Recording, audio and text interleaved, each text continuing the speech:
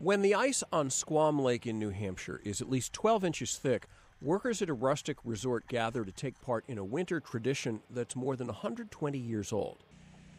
They harvest ice so that in the summer, guests of Rockywold-Deephaven Camps can cool their water, soda, and beer bottles not in refrigerators, but in antique iceboxes.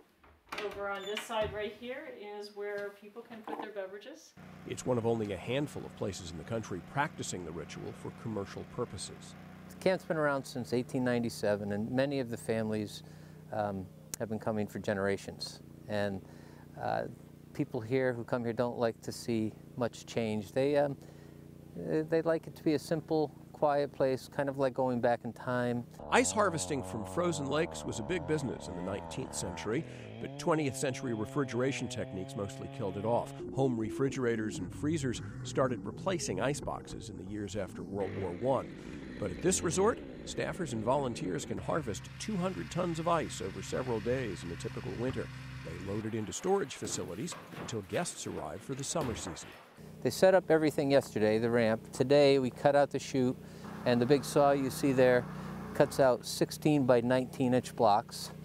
That it doesn't cut all the way through. We leave about an inch, inch and a half. So when we're ready to take the blocks out, we just pry them apart gently and then float the blocks down this channel to the bottom of the ramp, where I usually am the hooker. You grab this hook, you grab 5 blocks of ice at a time, and a winch helps me push the 5 blocks up, slides on the top of the ramp and into the back of the truck.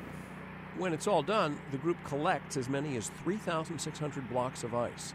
Obviously, spending this time and energy, we wouldn't have to do it. We could buy for blocks of ice.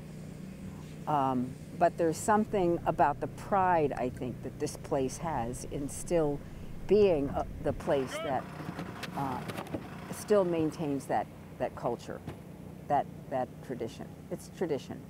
Warren Levinson, Associated Press.